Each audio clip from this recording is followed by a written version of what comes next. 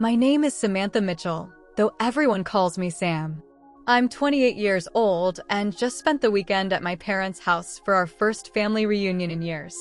Monday morning, I logged into my bank account to pay bills and froze. My savings, $47,000 meticulously saved for graduate school, was gone. Every penny. When I called my father in a panic, his response chilled me to the bone. "We needed it more than you did," he snorted dismissively. "Family comes first, Sam. Always has." If you're watching this, drop a comment telling me where you're from, and don't forget to hit that like and subscribe button. This is the story of how I learned what family really means, and it's not what I thought. I grew up in a small town in rural Pennsylvania, about 2 hours outside of Pittsburgh. My childhood home was a modest 3-bedroom ranch house that my parents, William and Diane Mitchell, purchased when they were first married. Dad, everyone calls him Bill, worked as a foreman at the local manufacturing plant, while Mom cleaned houses and did administrative work whenever she could find it. Money was always tight, but my parents took pride in never missing a bill payment and putting food on the table for me and my siblings. I'm the middle child between my older brother Jason, who's 32, and my younger sister Amber, who's 24. Growing up, Jason was the athletic one who Dad favored, while Amber was Mom's little princess. I was the bookworm, always with my nose buried in schoolwork. Not that my parents complained, they saw my academic success as something that reflected well on the family, even if they didn't quite understand my ambitions. "Sam's our smart one," Mom would tell relatives at family gatherings, a statement that was equal parts pride and subtle distancing. I wasn't just the smart one, I was determined to be the first Mitchell to get a college degree. High school was a balancing act. I maintained a 4.0 GPA while working weekends at the local diner and evenings at the library. When my acceptance letter from Penn State arrived with a partial scholarship, my parents organized a small celebration dinner. Dad even teared up, though he quickly blamed it on his allergies acting up. "Don't forget where you came from," he told me that night, clinking his beer bottle against my soda. "College is good, but family is forever." College was a revelation. I thrived in my marketing classes and took on extra courses each semester while juggling 3 part-time jobs. My roommate Megan would often find me studying at 3 a.m., fueled by cheap coffee and determination. We became best friends despite her wealthy background being so different from mine. "You work harder than anyone I know," she told me once. "My parents are just writing checks for my tuition, but you're earning every credit." Back home, things started to shift subtly. When I'd visit during breaks, conversations would awkwardly pause when I entered rooms. Comments about "college girl" and "too good for us now" were tossed around, disguised as jokes, but carrying stings of resentment. Jason had stayed local, working construction jobs while trying to launch a house-flipping business. Amber had bounced between community college programs, never quite settling on a direction. My graduation from Penn State was a tense affair. Mom cried happy tears and took dozens of photos, but Dad seemed uncomfortable in his ill-fitting suit, checking his watch repeatedly.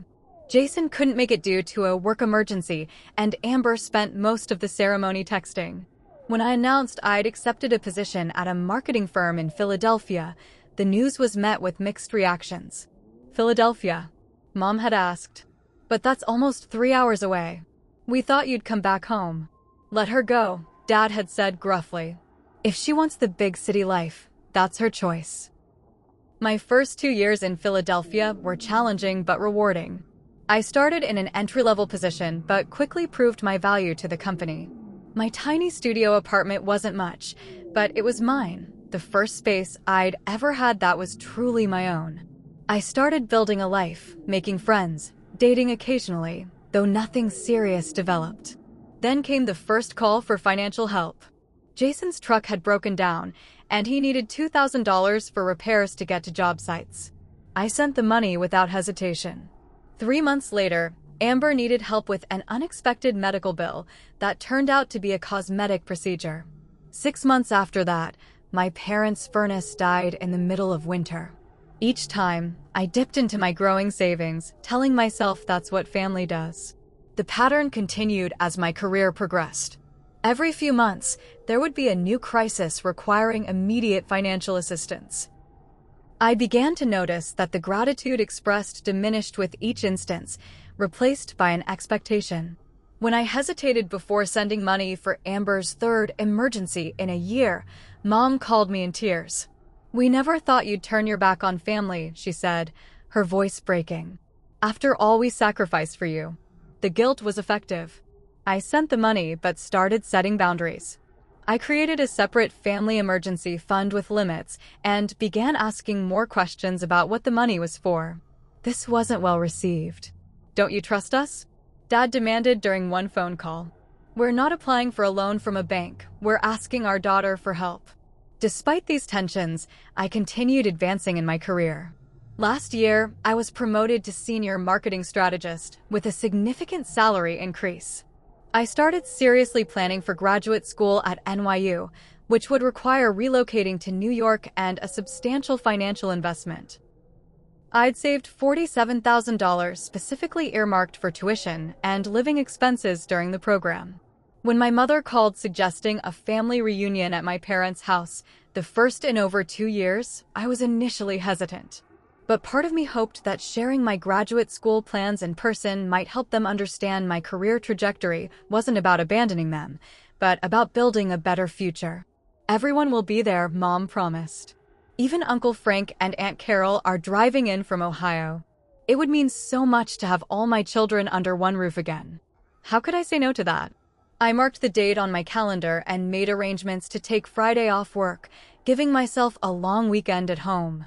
I even splurged on gifts for everyone, a power tool set for Dad, gardening supplies for Mom, business books for Jason, and a designer wallet on sale for Amber. I wanted them to see that my success could benefit all of us. As I packed my car that Thursday evening, I felt optimistic. Maybe this weekend would bridge the growing gap between my life and theirs. Maybe seeing everyone together would remind us of what family truly means. I had no idea how prophetic that hope would become, though not in the way I imagined. I arrived at my parents' house Friday afternoon, pulling into the familiar gravel driveway around 4 p.m. The modest ranch house looked mostly the same, though I noticed fresh paint on the shutters and a new stone path leading to the front door. Dad's truck and Mom's sedan were parked alongside Jason's newer model pickup, which surprised me given his supposed financial struggles. Mom rushed out before I could even grab my overnight bag, enveloping me in a tight hug that smelled of her signature floral perfume. "My Sammy's home," she exclaimed, pulling back to look at me. "You look thin. Are you eating enough in that big city?" Dad appeared in the doorway, beer in hand, offering a nod and half-smile. There she is, the big-shot marketing guru. His tone was hard to read, somewhere between pride and sarcasm. Inside, the house was bustling with activity. Aunt Carol was arranging appetizers in the kitchen while Uncle Frank chatted with Jason in the living room. My cousins Taylor and Brett were helping Amber set up folding tables in the backyard. Everyone stopped to greet me with varying degrees of enthusiasm. "Look who decided to grace us with her presence," Amber said, giving me a quick side hug. At 24, my sister had adopted a sophisticated style that seemed at odds with her part-time retail job. I noticed her handbag was a Michael Kors, not the knockoff kind. "Good to see you, sis," Jason said, pulling me into a bear hug. He looked good, confident in a way I hadn't seen before. "How's life treating you in Philly?" "Can't complain," I replied, setting down my gifts on the entryway table. "Work's keeping me busy, but it's rewarding." "I bet it pays well too," he said with a wink that felt slightly uncomfortable. As I moved through the house greeting everyone, I couldn't help but notice several new items that seemed out of place given my parents' financial situation. A large flat-screen TV dominated the living room wall. The worn-out couch had been replaced by a leather sectional. The kitchen sported new stainless steel appliances. "You've made some upgrades," I commented to Mom as I helped her arrange dinner plates. "Oh, well, the old stuff was falling apart," she said dismissively, not meeting my eyes. "We found good deals." Dinner that first night was a lively affair on the surface. Uncle Frank told his same old fishing stories that somehow got more elaborate each time. Aunt Carol gossiped about neighbors I barely remembered. My cousins talked about college and their summer plans. But underneath the normal family chatter, I sensed an undercurrent of tension. Whenever I mentioned anything about my work or life in Philadelphia, someone would quickly change the subject. When I tried to ask Jason about his house-flipping business, Dad interrupted to ask Amber about her latest dating prospects. When I brought up potentially moving to New York for graduate school, Mom nearly dropped the casserole dish. New York, she repeated, her voice strained. But that's even further away. It's only 2 hours from Philly, Mom, I explained. And it's one of the best business programs in the country. More school. Dad snorted, refilling his wine glass for the 3rd time. When are you going to start living in the real world? Marketing strategy is the real world, Dad, I countered, trying to keep my tone light. The graduate degree would open up even more opportunities. Sounds expensive, Jason commented. It is, I acknowledged. But I've been saving specifically for this. It's an investment in my future. An awkward silence fell over the table until Uncle Frank mercifully asked Brett about his baseball team. Later that evening, I volunteered to clean up while everyone moved to the living room for dessert. As I loaded the dishwasher, I overheard Dad and Jason talking in hushed tones on the back porch. It's almost handled, Dad was saying. Don't worry about it. The bank won't wait forever, Jason replied, sounding stressed. If we lose the inventory on this flip, we're screwed. I said I'd handle it, Dad snapped. Then, noticing me through the window, he abruptly changed the subject. Weather's supposed to be nice tomorrow. Throughout Saturday, the strange vibe continued. Mom seemed nervous, jumping whenever her phone buzzed. Dad drank steadily all day, becoming increasingly animated and then sullen as evening approached. Amber kept making little digs about my fancy apartment and important job, though she'd never visited me in Philadelphia. I tried to connect with everyone individually. I helped Mom prepare lunch, asking about her health and friends. I played cornhole with Dad and Uncle Frank in the backyard. I looked at photos of houses on Jason's phone, genuinely impressed by his renovation work. I even went for a walk with Amber, complimenting her outfit and asking about her plans. But every conversation felt superficial, as if everyone was holding something back. When I returned from the walk with Amber, I found my laptop open on the guest room bed, though I was certain I'd closed it before leaving. When I mentioned it, Amber shrugged. Maybe Mom was cleaning in here, she suggested. That night, I went to the bathroom and overheard Mom and Dad arguing in their bedroom. She doesn't need to know, Dad was saying firmly. It would just complicate things. It's not right, Bill, Mom responded, her voice wavering. We should at least talk to her first. And say what? Sorry, your brother's business is failing and we're about to lose the house? She'd just give us another lecture about financial responsibility. She works hard for her money, Bill. And we didn't? We gave up everything for those kids. She can spare some to keep a roof over our heads. I quietly returned to my room, troubled by what I'd heard, but unsure what to make of it. Was my family in more serious financial trouble than they'd let on? Why hadn't they just asked me directly? Sunday brunch was the final event of the reunion weekend. Aunt Carol had prepared her famous French toast casserole, and everyone gathered around the table one last time. Dad, surprisingly sober, stood to give a toast. To family, he said, raising his orange juice. No matter what happens in life, family sticks together. Through thick and thin, good times and bad, we have each other's backs. Some of us may go far from home, he glanced at me, but blood is blood. Mitchell family forever. Mitchell family forever, everyone echoed, clinking glasses. As I packed my car that afternoon, each family member came to say goodbye. Jason gave me another big hug, holding on a beat too long. I'm really proud of you, Sam, he said with unusual sincerity. I hope you know that. Amber's goodbye was typically dramatic, with promises to visit me soon that we both knew were empty. Mom cried, making me promise to call more often. Dad's farewell was brief and gruff. Drive safe, he said, patting my shoulder awkwardly. Remember what I said about family. As I drove away, I felt conflicted. On one hand, it had been good to see everyone. On the other hand, something felt off about the entire weekend. There were too many undercurrents, too many unspoken tensions. I chalked it up to the natural distance that had grown between my life and theirs, hoping that my next visit might bridge that gap more successfully. I had no idea that by the next morning, that gap would become an unbridgeable chasm. Monday morning started like any other workday. I woke at 6 a.m. in my Philadelphia apartment, went for a quick run, showered, and made coffee. At 7:30, I sat down at my small dining table with my laptop to review my weekly budget and pay my monthly bills, a routine I'd established to keep my finances organized. I logged into my bank account, expecting to see my checking balance of around $3,200 and my savings balance of $47,063, the money I'd been meticulously saving for graduate school. Instead, I blinked at the screen in disbelief. Checking. $3,178.42. Savings, $0. I refreshed the page, thinking it must be a glitch. The same balances appeared. My heart began racing as I clicked on my savings account details.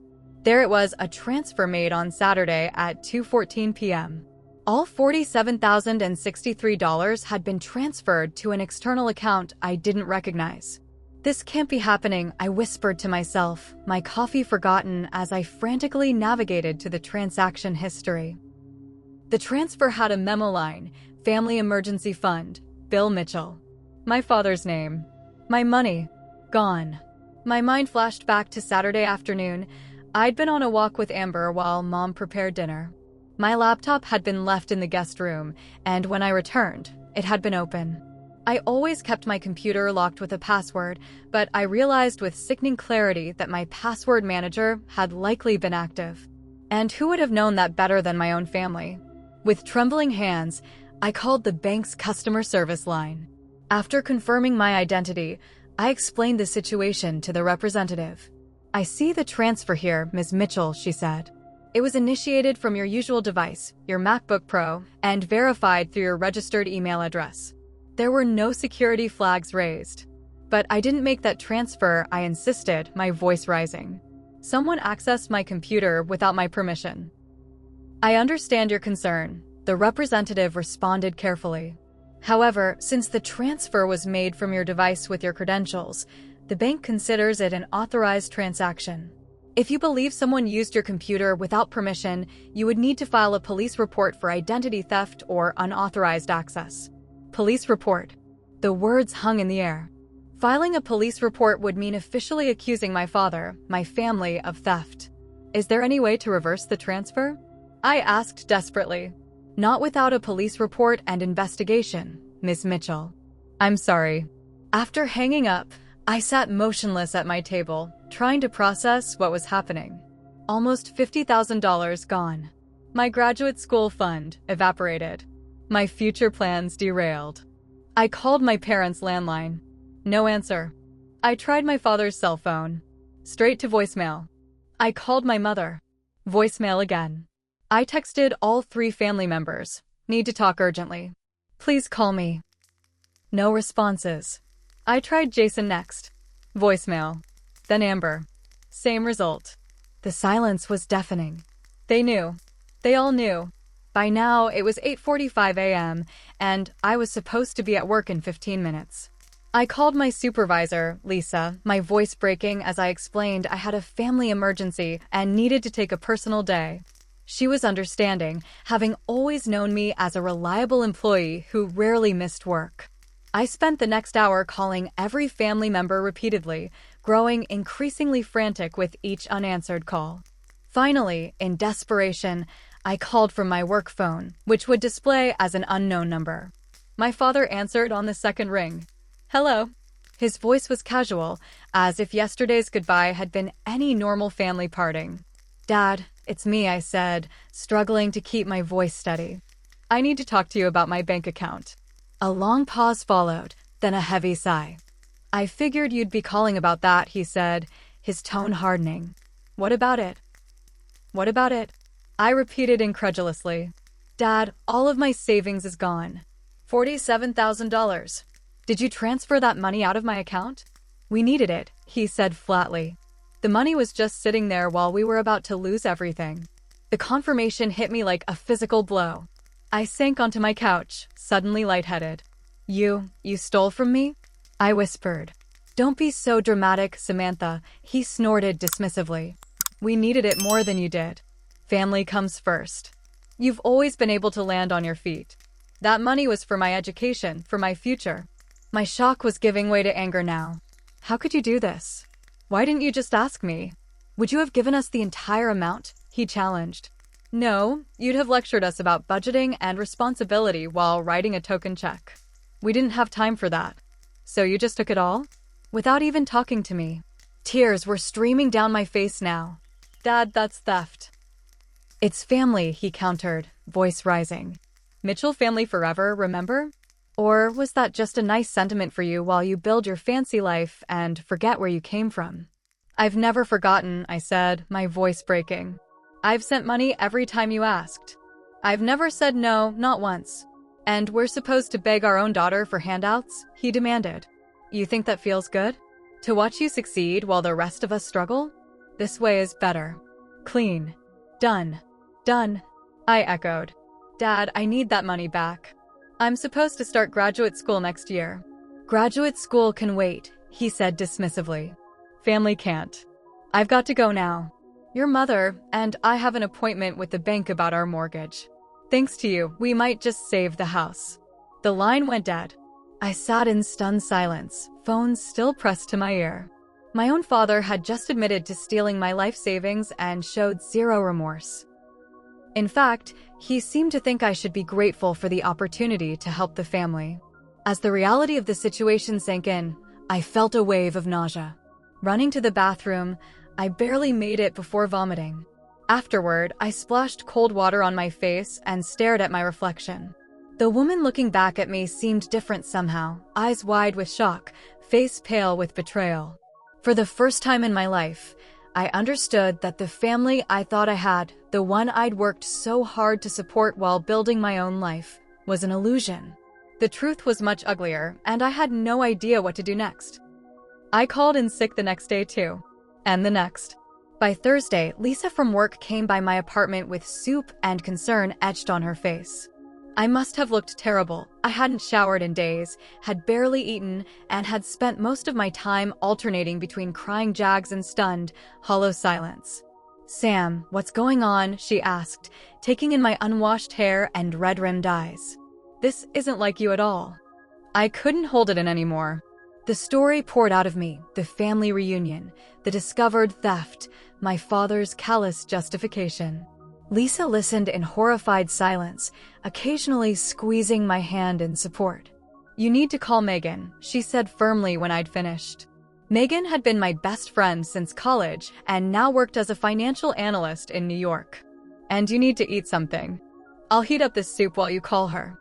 Megan answered immediately, and her reaction was much less measured than Lisa's. They did what? She practically shouted. Sam, that's not just morally wrong, it's a crime. Identity theft, computer fraud, straight-up larceny, they could go to jail for this. They're my family, I said weakly, though the word family now felt hollow. Family doesn't steal your life savings, Megan countered. I'm coming down this weekend. Don't make any decisions until we talk in person. And for God's sake, change all your passwords immediately. After hanging up, I followed her advice, changing every password I had and enabling two-factor authentication on all accounts. While doing this, I discovered they had also accessed my email, reading messages about my graduate school applications and financial planning. The violation felt complete. Not just my money, but my privacy, my trust, my future plans, all invaded and dismantled by the people who were supposed to love me most. That evening, my phone rang again. My father's number. With trembling hands, I answered. What do you want? My voice sounded strange to my own ears, hard, defensive. Don't take that tone with me, young lady, he snapped. Your mother and I have been discussing the situation, and we think you're overreacting. Overreacting? I repeated, incredulous. You stole $47,000 from me. Borrowed, he corrected. We'll pay you back eventually. But your attitude about this whole thing is disappointing. After everything we've done for you. What exactly have you done for me, Dad? I interrupted, anger finally overtaking shock. I worked my way through school. I built my career on my own. I've sent money home consistently for years. And this is how you repay me. We gave you life, he shouted. We raised you, fed you, clothed you. That's what parents do, Samantha. And now you're acting like we committed some terrible crime because we needed help. You didn't ask for help. You stole from me. Because you've become too good for us. His voice was bitter now. With your fancy job and your big plans. You look down on us. Don't think I haven't noticed. Always talking about budgeting and financial responsibility, like we're children who can't manage our own affairs. Clearly you can't, I shot back, if you're stealing from your own daughter. The line went quiet for a moment. Your mother wants to talk to you, he finally said, and I heard the phone changing hands. Sammy? My mother's voice was thick with tears. Honey, please try to understand. We were going to lose the house. The bank was going to foreclose next month. So you took my graduate school fund? Without even asking me first. We were embarrassed, she admitted. And afraid you'd say no. Jason's business investments went bad, really bad. He put the house up as collateral for a loan, and when the deal fell through, we were left holding the bag. We've been trying to keep it together for months, but we were out of options. Mom, I would have helped if you'd asked, I said, my own tears starting again. I wouldn't have given you every penny I had, but I would have helped. We needed all of it, Sammy, she said quietly. The mortgage, the second mortgage, the credit card debt. It was all coming due at once. Nearly $50,000. So you decided my future didn't matter? Family has to come first, she insisted, echoing my father's words. You've always been so independent, so capable. You'll bounce back from this. You can delay school for a few years, save up again. A few years. I repeated. Mom, do you have any idea how hard I worked for that money? How many extra projects I took on? How many weekends I gave up? I know, honey, and we're grateful.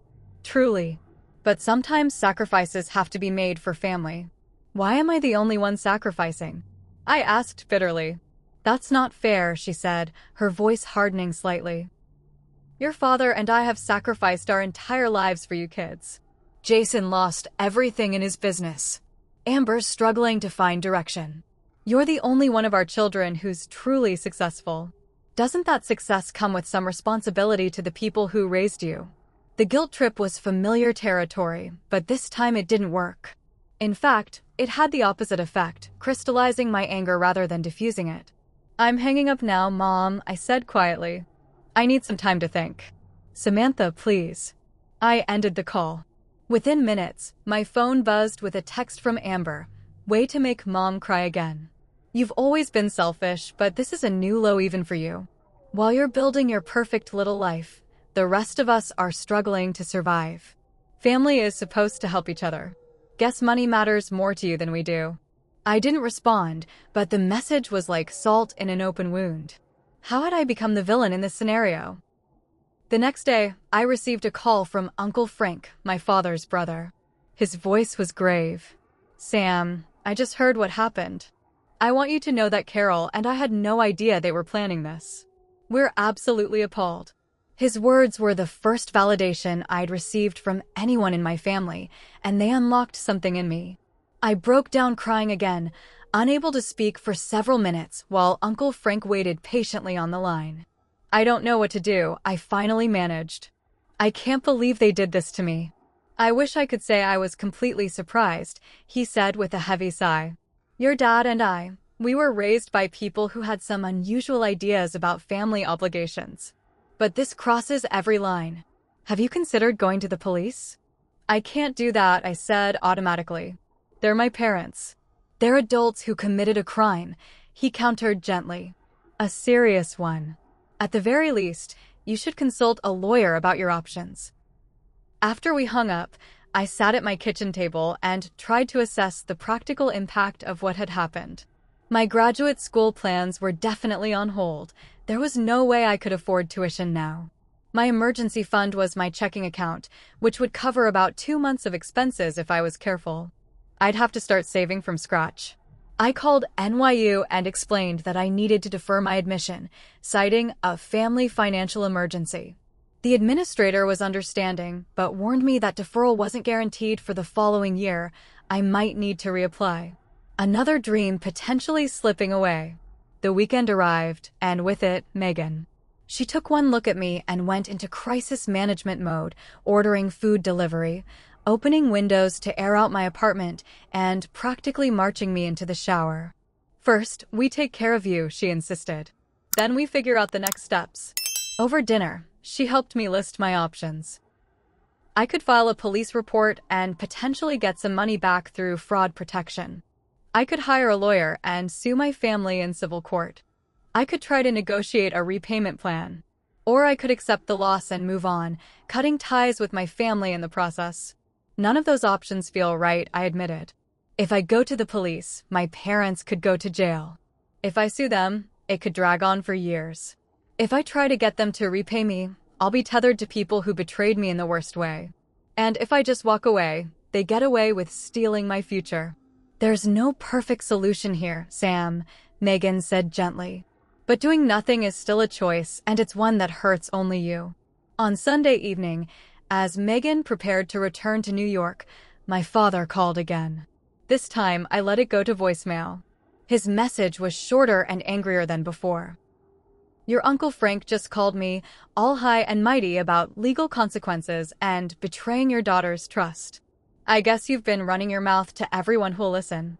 Well, let me make something clear. If you take this any further, if you involve lawyers or police, you're no longer our daughter. Think carefully about whether you want to throw away your family over money." The threat landed like a slap. Not content with taking my savings, my father was now holding my place in the family hostage. But oddly, instead of cowing me, it steeled my resolve. I played the message for Megan before she left. "That," she said firmly, "is emotional blackmail from someone who knows they're wrong. Sam, these people are toxic.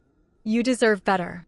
As the new week began, I returned to work, trying to maintain a semblance of normalcy while my personal life imploded.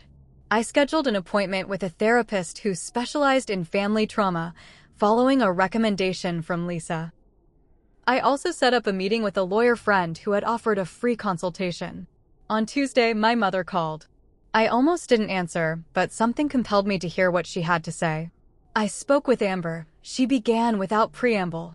"There's something you should know. Some of the money, about $8,000, went to pay off her credit card debt. She's been struggling with shopping addiction. We didn't want to worry you with it." I closed my eyes, absorbing this new betrayal. "So not only did you take my money without asking, but you lied about what it was for?" "Not entirely," she said defensively. "Most of it did go to save the house. But Amber's debt was part of the problem. She's been seeing a counselor for it." "With my money," I said flatly.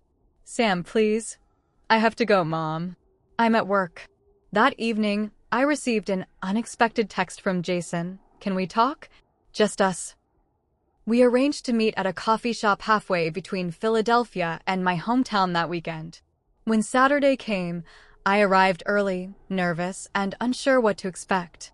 Jason showed up looking haggard, with dark circles under his eyes and a defeated slump to his shoulders. "Thanks for meeting me," he said, sliding into the booth across from me. "I've been trying to figure out what to say to you all week. How about starting with the truth?" I suggested, not unkindly. "What really happened, Jason?" He took a deep breath and launched into the story. His house-flipping business had been struggling for years, not just recently as I'd been led to believe. He'd taken increasingly risky investments, leveraging one property to buy another, counting on quick turnarounds and rising markets. When the local economy stalled, he found himself overextended. "I convinced Dad to help by putting up the house as collateral for a business loan," he admitted, staring into his coffee. "I promised I'd double their money in 6 months. Instead, I lost everything. Why didn't you tell me? I could have advised you at least." "Pride," he said simply. "You were doing so well, and I was failing. It was easier to resent you than ask for your help. So taking my money was the solution?" "That wasn't my idea," he said quickly. "I swear, Sam. Dad called me the night before the reunion and said he had a plan to fix everything. I didn't know what he meant until after you left on Sunday, when he told me what he'd done. I was shocked. But you didn't call to warn me, I pointed out. You didn't try to stop it. No, he admitted, shoulders slumping further. By the time I found out, it was already done. And honestly, there was a part of me that was relieved.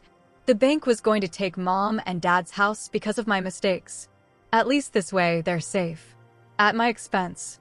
Yes, he acknowledged, finally meeting my eyes. At your expense. And I'm sorry, Sam. Truly sorry. That's why I wanted to meet. I can't give you all the money back right away, but I've worked out a plan. I can pay you $500 a month starting now. It'll take years, but eventually, I'll repay my share. I was touched by the gesture, even as I recognized its inadequacy. At $500 a month, it would take nearly 8 years to repay even just his portion of what was taken. What about Mom and Dad? I asked. Are they planning to repay their share too? Jason's expression told me everything I needed to know. Dad says they're too old to take on debt, he said uncomfortably. That parents shouldn't have to pay back their children. Mom feels guilty, but she follows Dad's lead. And Amber. Amber thinks you're being dramatic about the whole thing. She says you can just get another high-paying job and make it back quickly. The casual dismissal of my loss of years of disciplined saving and careful planning was infuriating. But I appreciated Jason's honesty and his willingness to at least try to make amends. I'll accept your payments, I told him. But this isn't just about money, Jason. It's about trust. About respect. Our family has some serious issues to work through. I know, he said quietly. For what it's worth, I think what they did was wrong. Really wrong. I wish I had the courage to stand up to Dad about it. As we parted ways, I felt marginally better about my relationship with Jason, but the larger family situation remained a gaping wound. I drove back to Philadelphia with slightly more clarity, but no less pain. That night, I received a call from Aunt Carol, who had apparently been keeping tabs on the situation through Uncle Frank and Jason. Your cousin Taylor wanted me to tell you something, she said after expressing her own support. She went through something similar with her ex-husband before the divorce. He cleaned out their joint accounts right before she filed. She said to tell you that the hardest part was accepting that someone she loved could betray her so completely, but that eventually, she built a better life without him. She thinks you can do the same. The comparison to a divorce was apartment.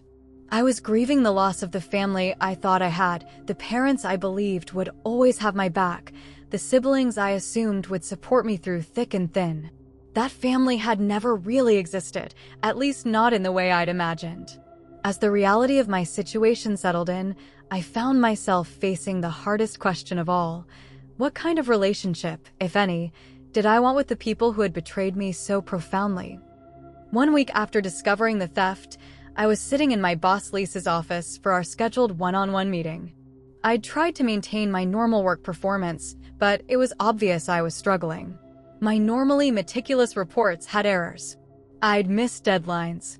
During a client call, I'd completely blanked on information I should have known by heart. Sam, Lisa said gently, closing the door behind us. I've been patient because I know you're going through something personal. But I need to understand if this is temporary or if we need to make adjustments to your workload. The kindness in her voice nearly undid me. I'd been holding myself together with sheer willpower, compartmentalizing my personal crisis during work hours. But the walls between those compartments were crumbling.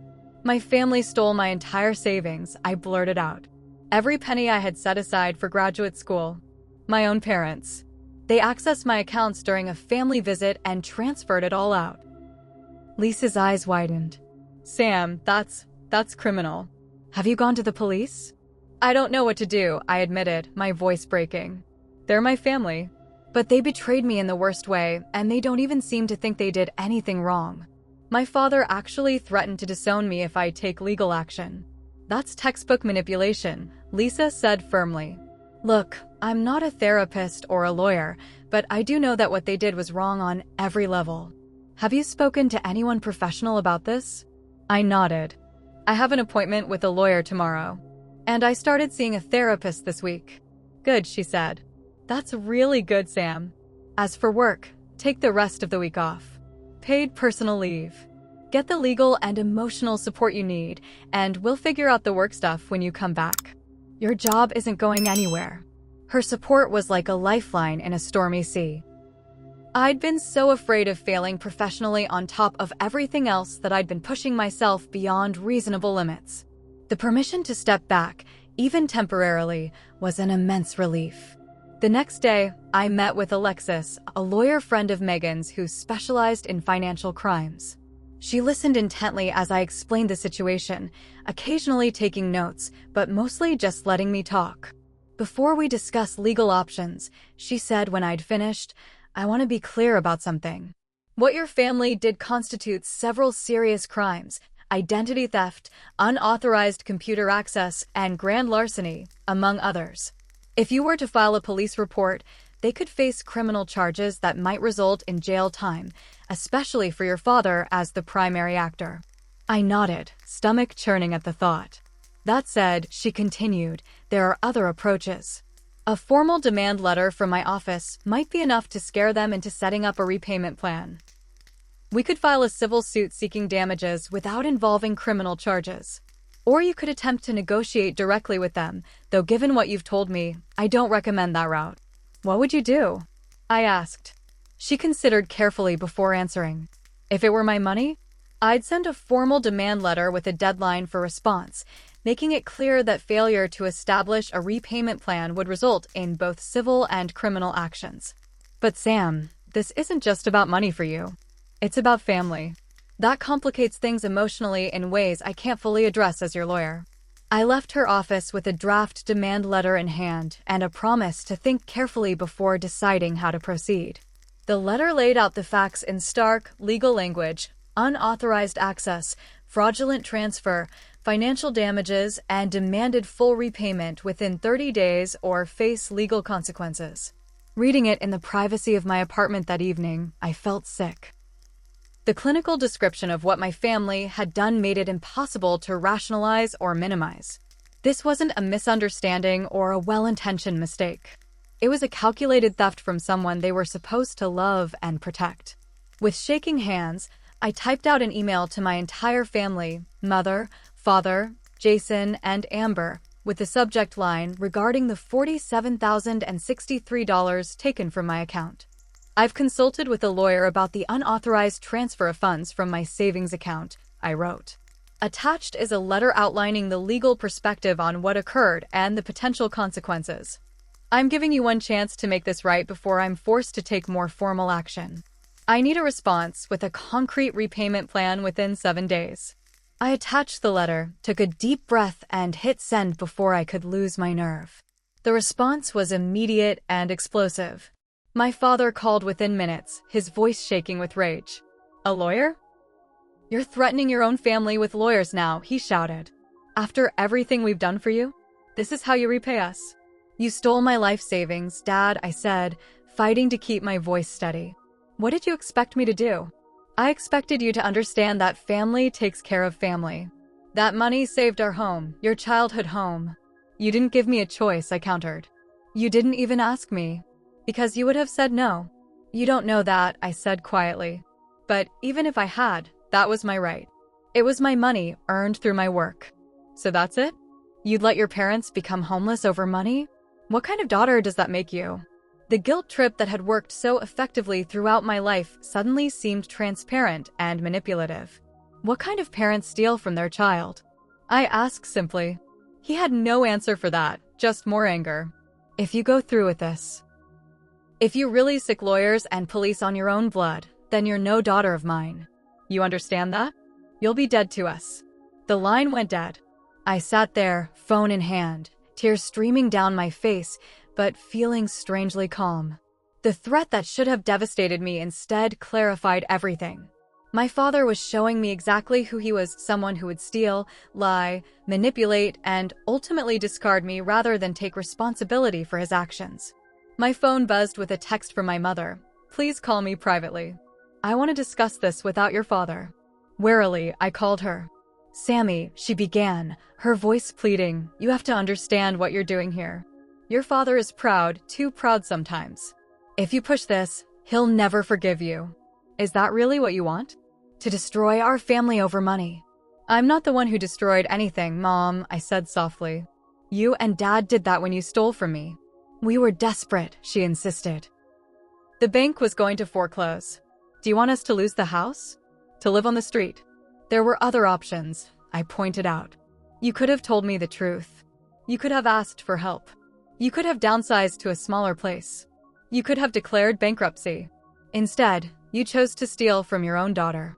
It sounds so harsh when you put it that way, she said, sniffling. It was harsh, Mom. What you did was incredibly hurtful. Not just taking the money, but the violation of trust. How am I ever supposed to trust any of you again? She had no answer for that, just more tears and pleas to reconsider. I ended the call feeling emotionally drained but more resolved than ever. The family group chat exploded that evening. Amber led the charge, painting me as a heartless monster who cared more about money than family. Jason was notably silent. Extended family members weighed in, some defending my parents. They raised you. They gave you everything. Others cautiously supporting me, taking without asking was wrong, but surely there's a solution that doesn't involve lawyers. The next morning, I awoke to an email from my father. The subject line read simply, "Your ultimatum. Samantha," it began formally, "Your mother and I have discussed your threatening letter. We are deeply disappointed in your willingness to turn against your own family in this way. The money was used to save our home and help your siblings through difficult times, all family priorities that you seem to have forgotten in your pursuit of individual success. However, to avoid the scandal and expense of legal proceedings, we are willing to acknowledge a debt of $15,000, payable in monthly installments of $100 beginning next year. This represents our fair assessment of your contribution to family needs, excluding what we have invested in raising you to adulthood. Should this offer be unacceptable, we will have no choice but to sever family ties completely and contest any legal claims on the grounds that the money was a gift freely given to parents in need. Consider your response carefully. William Mitchell." The insulting offer to repay less than a third of what they took, starting a year from now, at a rate that would take over 12 years to complete, made me laugh bitterly. It was so transparently inadequate that it reinforced my growing conviction that my parents had no intention of making this right. I forwarded the email to Alexis without comment. She called me within the hour. "This is actually helpful," she said. "It's a written admission that they took the money, which undermines any future claim that it was a gift. Their counterproposal is ridiculous, of course, but it gives us leverage." "What's the next step?" I asked. "I can send a formal response rejecting their offer and reiterating our demands," she suggested. "Or you can take a stronger stance immediately by filing the police report, which would trigger an investigation." I hesitated, still unable to imagine my parents being interrogated by police or appearing in court. "Let's try the formal response first," I decided. Give them one more chance to be reasonable. Later that afternoon, as I was reviewing work documents sent by Lisa, my phone rang. It was Jason. "Dad's going ballistic over the lawyer letter," he said without preamble. "He's talking about disowning you, writing you out of the will, the works." "I don't care about the will," I said truthfully. "I care about the money that was stolen from me." "I know," he sighed. "Look, I've been thinking about this all week. I want to make things right, at least for my part. I can increase my payments to $700 a month. It's tight, but I can manage it." I was touched by his effort, but also aware that even at that rate, just his portion would take years to repay. "I appreciate that, Jason. I really do. But what about Mom and Dad? And Amber?" "Amber's in denial," he admitted. "She doesn't think she did anything wrong by benefiting from the money. As for Mom and Dad," he trailed off. "Dad's position is that parents don't owe children money. It's always the other way around. Mom feels guilty, but won't go against him." After we hung up, I sat at my kitchen table feeling the full weight of the situation. The family I thought I had, the one I'd sacrificed for, sent money to, maintained relationships with despite growing differences, was revealing itself to be something else entirely. A family that would take without asking, blame me for the theft, and then threaten to disown me for seeking justice. That evening, I experienced a full-blown panic attack, my first ever. It started with a tightness in my chest that I mistook for heartburn. Then came rapid breathing, dizziness, and a terrifying sensation that I was dying. I called Megan in a panic, and she talked me through it, instructing me to breathe slowly and focus on my immediate surroundings. "You're having an anxiety attack," she said soothingly. "It feels awful, but it's not dangerous. You're safe, Sam. Just keep breathing with me." After the attack subsided, leaving me exhausted and shaken, Megan insisted on staying on the phone. "I think you need to see your therapist again ASAP," she said. "This situation is taking a serious toll on your health." I managed to get an emergency appointment the following day. Dr. Rivera listened attentively as I described the escalating conflict and my physical symptoms. "What you're experiencing is a normal response to severe betrayal trauma," she explained. "The people you trusted most violated that trust in a profound way. Your body and mind are processing that as a threat to your survival, which in many ways, it is financially and emotionally. How do I make it stop?" I asked desperately. "I feel like I'm falling apart." "First, we need to establish safety," she said. "Financial safety, emotional safety, physical safety. Then we can work on processing the trauma. But safety comes first." "I don't even know what safety looks like anymore," I admitted. "It looks like having clear boundaries with consequences," she replied. "It looks like making decisions based on your well-being, not others' expectations. And sometimes, it looks like distance from people who have shown they can't be trusted." Her words resonated deeply. For too long, I defined family loyalty as sacrificing my own needs for others. But true loyalty should be reciprocal, a mutual commitment to each other's well-being. What my family was demanding wasn't loyalty, it was submission. The next day, I received an unexpected visitor at my apartment. Aunt Carol stood in my hallway, looking worried but determined. "I hope you don't mind me dropping by," she said. "Frank and I were visiting our daughter in New Jersey, and I wanted to see you in person." Over coffee at my small dining table, she shared something that shifted my entire understanding of the situation. "This isn't the first time your father has done something like this," she revealed quietly. "Years ago, before you were born, he borrowed, without asking, your grandfather's retirement savings. Nearly wiped him out. There was a huge family rift. Your grandfather almost pressed charges, but your grandmother couldn't bear the shame of it." I stared at her, stunned. "I never knew that. No one talks about it anymore," she continued. "Your father eventually paid some of it back, but your grandparents had to work well into their 70s because of what he did.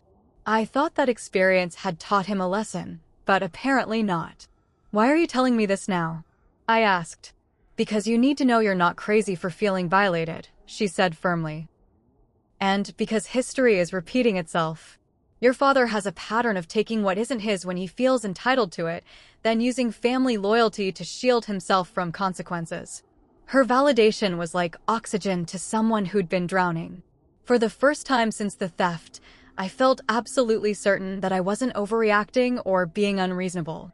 The problem wasn't my response to the theft, it was the theft itself, and the family dynamics that had enabled it. As Aunt Carol was leaving, she hugged me tightly. "Whatever you decide to do, Frank and I support you. Family should lift each other up, not tear each other down." With that perspective and support, I found the clarity I'd been searching for. That evening, I sat down at my computer and composed a long email to my entire family. After much reflection, I wrote, "I've come to a decision about how to proceed. What happened was not a misunderstanding or a one-time mistake. It was a deliberate act of theft that violated my trust in profound ways. More disturbing than the act itself has been the response, justifications, minimizations, and threats rather than genuine remorse or efforts to make amends. I am offering one final opportunity to resolve this without legal intervention. I require 1. A formal, written acknowledgement of the full amount taken without permission, $47,063. 2. A structured repayment plan that returns the entire amount within 3 years, with reasonable interest. 3. A sincere apology that demonstrates understanding of the harm caused. If these terms are not agreed to within 7 days, I will proceed with both civil action to recover the funds and a criminal complaint for identity theft and unauthorized access to my accounts. This is not a threat, it is simply the consequence of the choices made. I take no pleasure in this. I wish things were different. But I cannot and will not allow myself to be stolen from and then vilified for seeking justice, even by family. Samantha. I sent the email and then, for the first time in days, slept soundly through the night. The morning after sending my ultimatum email, I woke up feeling different. The crushing anxiety that had plagued me for weeks had receded, replaced by a calm resolve. I had drawn my line in the sand. Now I needed to prepare for whatever came next. My first action was to schedule a follow-up appointment with Alexis, the lawyer. I wanted to be ready to file both civil and criminal complaints if my family rejected my terms. Walking into her office, I felt none of the hesitation that had characterized our first meeting. I've given them one final chance to make this right, I explained, showing her my email. But I need to be prepared if, when, they refuse. Alexis nodded approvingly. This is a clear, reasonable final offer. If they don't accept it, we'll have demonstrated that you attempted to resolve this amicably before taking legal action. That will reflect well on you if this goes to court. We spent the next hour going through the process of filing a police report for identity theft and unauthorized computer access. She explained that once I filed, a detective would be assigned to the case. The detective will likely want to interview you and review evidence like bank statements and email exchanges, she said. They may also seek to interview your family members. If they find sufficient evidence, which seems likely based on what you've shared, they'll refer the case to the district attorney, who will decide whether to pursue criminal charges. The thought of my parents being interrogated by police still made me queasy, but I reminded myself that this was the consequence of their actions, not mine. What are the potential outcomes if criminal charges are filed? I asked. It varies widely, she explained. For first-time offenders, especially in family cases, prosecutors sometimes offer plea deals that include restitution without jail time. But ultimately, that's not in your control. The state decides how to prosecute criminal cases once they're reported. Next, we discussed the civil lawsuit track, which would run parallel to any criminal proceedings. The civil case is about recovering your money, Alexis clarified. We'd sue for the full amount plus interest, legal fees, and potentially punitive damages. Civil cases can move slowly, but the standard of proof is lower than in criminal cases.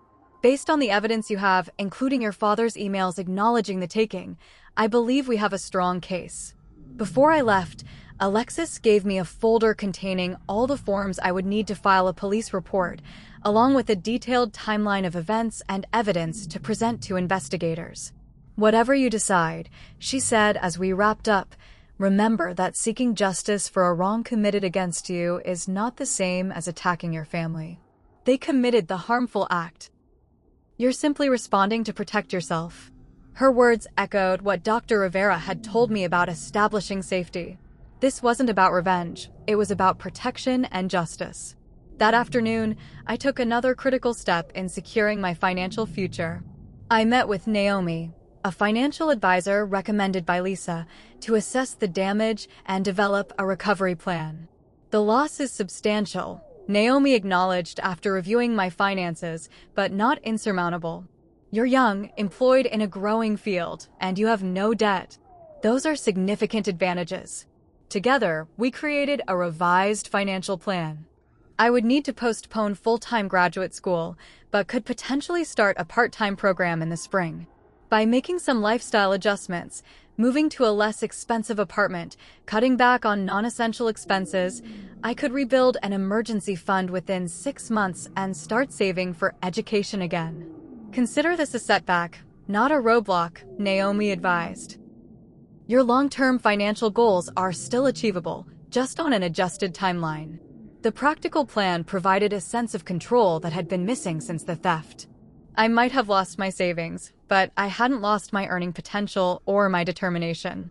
Returning home that evening, I found myself mentally preparing for whatever would come next. Would my family accept my terms, or would I need to follow through with legal action? Part of me hoped for the former, but a growing part expected the latter. Sure enough, my phone rang around 8 p.m. My father's name flashed on the screen. I took a deep breath and answered. I got your email, he said without preamble, his voice cold. So that's how it's going to be? You're really willing to drag your own family through the mud? To see your parents in handcuffs? To create a scandal that will follow all of us for years? I'm willing to seek justice for a serious crime committed against me, I replied evenly. The terms I outlined are more than fair. Fair, he scoffed. You want us to pay back every penny with interest in 3 years? That's impossible, and you know it. Jason has already committed to significant monthly payments, I pointed out. If everyone contributes, it's entirely possible. I'm 60 years old, Samantha, he exploded. I don't have years of earning ahead of me like you do. Your mother and I are trying to retire, not take on massive debt. You should have thought of that before stealing my money, I said quietly. Don't you dare use that word, he hissed. I'm your father. You wouldn't even exist without me. I changed your diapers, put food on your table, clothed you, educated you. That was your job as a parent, I interrupted. It doesn't give you the right to steal from me as an adult. You ungrateful, he cut himself off, breathing heavily. Fine. You want to play hardball? Let's play. Go ahead, file your reports, hire your fancy lawyers. But understand this. The moment you do, you are no longer our daughter. Your mother will be devastated, but I won't have a thief accuser in my family. The irony of him calling me a thief accuser when he was the actual thief might have been funny if it weren't so tragic. I'm sorry you feel that way, I said, my voice steady despite the tears streaming down my face. My terms stand. 7 days. I ended the call and immediately blocked his number. Then I did the same for my mother and Amber. I kept Jason's line open, as he was the only one making genuine efforts to make amends. The next morning, I received an email from my mother, subject line, "Please reconsider." Sammy, she wrote, I'm begging you not to do this. Your father is furious, but he's also scared. We both are. We never meant to hurt you. We were just trying to save our home. I know it was wrong to take the money without asking. I feel terrible about it every day. But please don't destroy our family over this. No amount of money is worth losing each other forever. Can't we find another way? With love always, Mom. The emotional appeal tugged at my heart, but I noticed something telling. Even in her plea, there was no offer to return the money, no proposed solution, just an appeal to family sentiment to make the problem go away. I filed the email without responding. That same day, I received a surprising message from Uncle Frank. Sam, I spoke with your father last night. It didn't go well. He's digging in his heels. Carol and I have discussed it, and we want to help. We can contribute $10,000 toward what they owe you. It's not everything, but it's a start. Let us know if you're willing to accept it. I was deeply touched by their offer, but reluctant to let my parents off the hook by having others pay their debt. After consulting with Dr. Rivera, I called Uncle Frank. I appreciate your offer more than I can say, I told him. But this isn't your responsibility. Mom and Dad need to make this right themselves. I understand, he said. But the offer stands if you change your mind. And Sam, I'm proud of you for standing up for yourself. It takes courage. As the week progressed, I threw myself into rebuilding. I researched smaller apartments in less trendy neighborhoods, calculated potential savings from cutting back on luxuries, and explored part-time graduate programs that would allow me to work while studying. I also changed all my passwords again, froze my credit with all 3 major bureaus, and set up fraud alerts on all my accounts. On day 5 after my ultimatum, I received a text from Jason. Dad met with a lawyer. It didn't go well for him. The lawyer apparently told him he doesn't have a leg to stand on legally. He's furious, but might be coming around. I'm working on him. Don't give up yet. The message gave me a glimmer of hope, though I was careful not to expect too much. My father's pride had backed him into a corner. Admitting wrongdoing and accepting my terms would require him to swallow that pride, something I'd rarely seen him do. On day 6, an email arrived from my mother's account, but the formal tone made it clear my father had dictated it. Samantha, after consulting with legal counsel, we are prepared to acknowledge a debt in the amount of $40,000, repayable over 5 years at 2% interest. Jason will contribute as he has offered, and your mother and I will make monthly payments according to our ability. This offer is contingent upon your agreement not to pursue any legal action, criminal or civil, related to this matter. Please respond with your acceptance or rejection of these terms. William and Diane Mitchell. It wasn't everything I'd asked for, but it was close enough to be a reasonable compromise. The total was still $7,063 short of what they'd taken, and the time frame was longer than I demanded, but the interest would partially offset both issues. Most importantly, it represented an acknowledgement of the debt and a commitment to repayment. After consulting with Alexis, I crafted a response accepting their offer with several conditions. The agreement would be formally documented by my lawyer. Any missed payments would result in the full remaining balance becoming immediately due, and I would require a signed confession of the theft to hold in escrow, to be used only if they defaulted on the agreement. These terms are non-negotiable, I concluded. I expect your signed agreement within 48 hours. The response came the next morning. We accept your conditions. Have your lawyer draw up the paperwork. It wasn't the complete victory I might have hoped for, nor the full validation I deserved, but it was a resolution I could live with. The money would eventually be returned, and I could begin rebuilding my life without the constant stress of legal battles with my own family. More importantly, I had stood my ground. I had refused to be gaslit, manipulated, or bullied into accepting the unacceptable. For perhaps the first time in my life, I had prioritized my own well-being over my family's demands and expectations. The formal agreement was signed the following week in Alexis's office. My parents arrived looking grim but resigned. Jason came separately, clearly uncomfortable but determined to do his part. Amber refused to attend, sending a text that simply read, "Hope you're happy with yourself." The meeting was brief and businesslike. My father barely looked at me as he signed the documents, while my mother kept wiping away tears. Jason gave my shoulder a supportive squeeze as we left. "I'm sorry it came to this," he said quietly, "but I'm going to make sure I keep up my end of the deal." "I know you will," I replied. "And Jason? Thank you for being honest with me. It means more than you know." As I walked back to my car, I felt a strange mixture of sadness and liberation. The family I had known was irrevocably changed.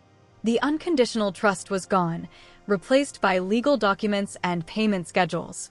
But in its place was something perhaps more valuable, the knowledge that I could protect myself, that I deserved to be treated with respect, and that I was strong enough to demand it. The road ahead would not be easy. Rebuilding my savings would take time. Redefining my relationships with my family, especially my parents, would be complicated and painful. But for the first time since discovering the theft, I felt genuinely hopeful about my future. That evening, I called Megan to share the news. "So they caved," she said, sounding satisfied. "I knew they would once they realized you were serious." "They didn't exactly cave," I corrected her. "We compromised. But yes, they agreed to repay most of it." "And how do you feel about that?" I considered the question carefully. Relieved mostly, but also sad. Things will never be the same between us. There will always be this breach. "Maybe that's not entirely bad," Megan suggested gently. "The old relationship had some pretty unhealthy patterns. Maybe the new one can be more honest, more balanced." Maybe I agreed, though I wasn't entirely convinced. One thing's for sure, I'll never let anyone make me feel guilty for protecting myself again. That, Megan said firmly, is worth more than any amount of money. As I prepared for bed that night, I found myself thinking about the long journey ahead, not just the financial recovery, but the emotional one. I had lost my savings, but I had gained something perhaps more valuable, the unshakable knowledge that I was strong enough to face even the most painful betrayals and emerge intact. Tomorrow, I would begin the process of finding a new apartment, researching part-time graduate programs, and adjusting my budget. I would continue therapy to process the complex emotions surrounding my family's betrayal. I would rebuild, one careful step at a time. And I would never again mistake exploitation for love or sacrifice for family duty. Those were lessons worth every penny I had lost. 6 months after the legal agreement was signed, I stood in my new apartment, unpacking the last of my boxes. The space was smaller than my previous place, a one-bedroom in a less trendy neighborhood with no dishwasher and radiator heat, but the rent was $400 less per month, and that difference was going directly into my rebuilding fund. My financial recovery was proceeding slowly but steadily. Every month, like clockwork, Jason transferred $700 to my account.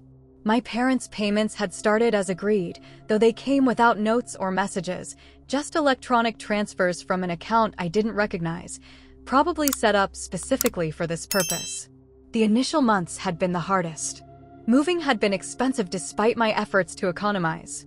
Starting over in a new place always involves unexpected costs, security deposits, moving trucks, various fees. But by cutting back on luxuries and picking up freelance marketing projects on weekends, I'd managed to build a modest emergency fund of $3,000. My professional life had stabilized as well. After my week of personal leave, I'd returned to work with renewed focus.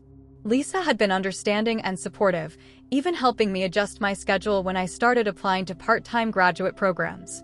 That had been a bright spot in an otherwise difficult period. NYU had approved my request to switch from the full-time to the part-time MBA program, allowing me to continue working while studying. It would take longer to complete, 3 years instead of 2, but I would graduate with less debt and valuable work experience. My acceptance letter had arrived just last week, and I'd pinned it to my refrigerator as a daily reminder that setbacks didn't have to derail dreams, they just required adaptation.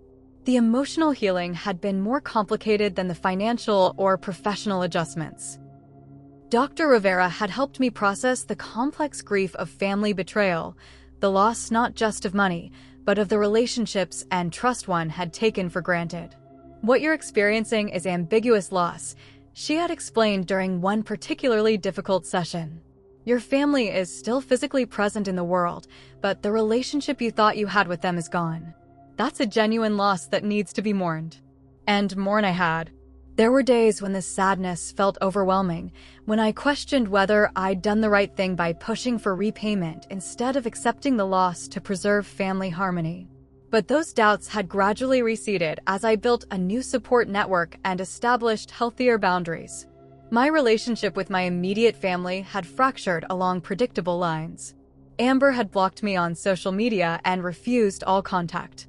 My mother sent occasional texts, usually on holidays or birthdays. Brief and careful, avoiding any mention of the conflict or the ongoing repayments. My father hadn't contacted me directly since the signing of the agreement, communicating only through my mother or Jason when absolutely necessary. Jason had become an unexpected ally. Our relationship, while still complicated, had evolved into something more honest and respectful than before. He called weekly, not just to update me on the family situation, but to genuinely check in on my well-being. He'd even visited Philadelphia twice, helping me move into my new apartment and later bringing dinner to celebrate my acceptance to the part-time MBA program. Dad asks about you sometimes, he'd revealed during his last visit. He'd never admit it, but I think he misses you. Has he ever expressed any regret? I'd asked, trying to keep the hope from my voice. Jason had shaken his head sadly. Not in so many words. You know how he is. But he keeps your graduation photo on his nightstand. That's something, I guess.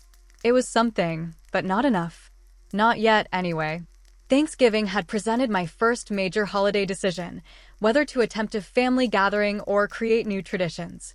After much deliberation and several therapy sessions, I'd opted for the latter, accepting an invitation to join Megan's family in New York. You're part of our chosen family now, Megan's mother had declared, pulling me into a warm hug when I arrived at their brownstone. And we're so happy to have you. That day had been surprisingly healing, filled with genuine laughter, delicious food, and none of the undercurrents of resentment or manipulation that had characterized family gatherings in the past.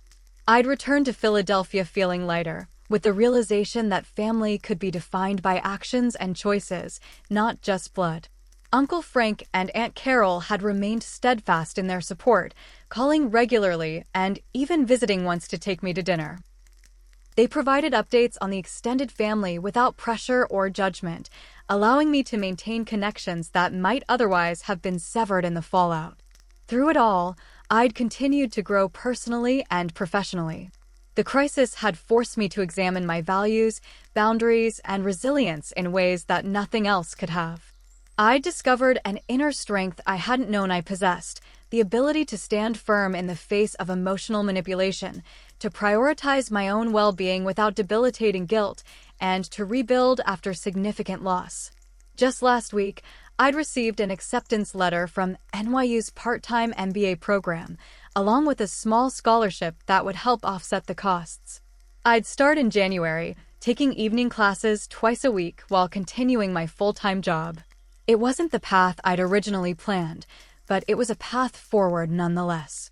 My savings account, once emptied by Betrayal, now contained nearly $12,000. A combination of aggressive saving, the monthly repayments, and a performance bonus from work. It wasn't $47,000, but it was progress, tangible evidence that recovery was possible. Perhaps the most significant change had been internal, a shift in how I defined family and obligation. Dr. Rivera had helped me see that true love didn't demand self-sacrifice or submission. It supported growth and respected boundaries. The people who had shown up for me during this crisis, Megan, Lisa, Uncle Frank, and Aunt Carol, even Jason in his way, had demonstrated what genuine care looked like, often without blood ties or decades of history. Family isn't just who raised you, Dr. Rivera had observed during a recent session. It's who shows up for you, who respects you, who wants the best for you without conditions. That insight had been profoundly liberating. It had allowed me to begin the long process of forgiving, not for my parents' sake, but for my own. Forgiveness didn't mean pretending the theft hadn't happened or that the betrayal hadn't cut deeply.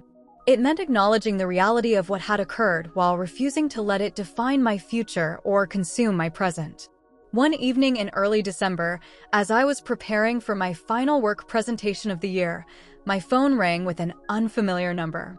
I almost let it go to voicemail, but something compelled me to answer. "Samantha? It's your mother." Her voice sounded different, hesitant, but somehow steadier than in our previous interactions. "Hi, Mom," I replied cautiously. "Is everything okay?" "Yes, everything's fine," she assured me.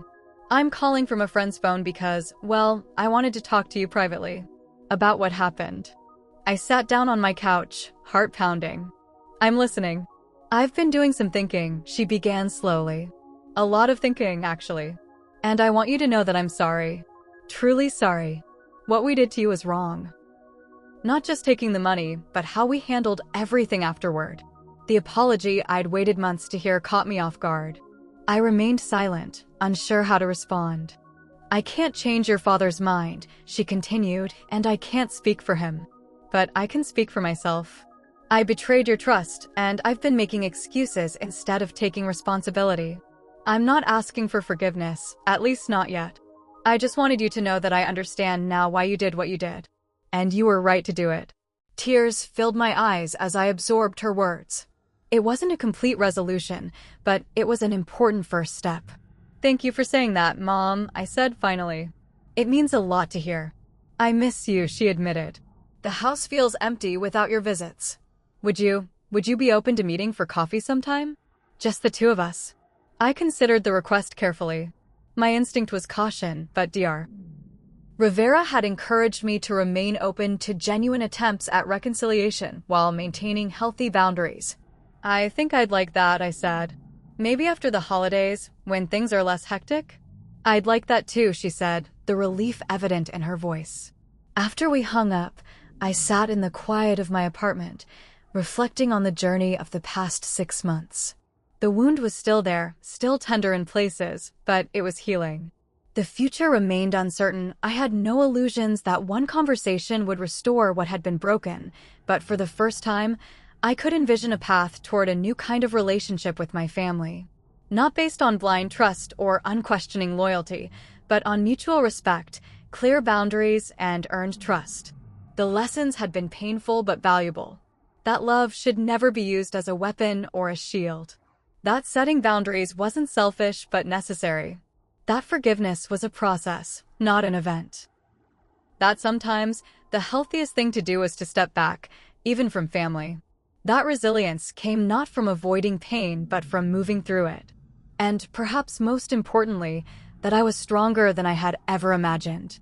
As I prepared for bed that night, I paused at my small desk to look at a new framed quote I'd recently purchased. Family is not defined by blood, but by commitment and love.